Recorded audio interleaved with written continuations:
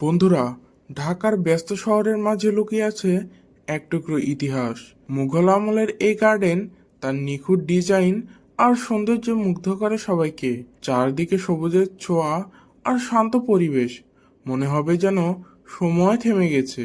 প্রতিটি কোণে আছে ইতিহাসের গল্প আর ছবির মতো সুন্দর দৃশ্য। আপনি কি কখনো ঘুরে দেখেছেন এই মুঘল গার্ডেন? যদি ঘুরে দেখে থাকেন তাহলে কমেন্টে আমাকে জানাতে ভুলবেন না।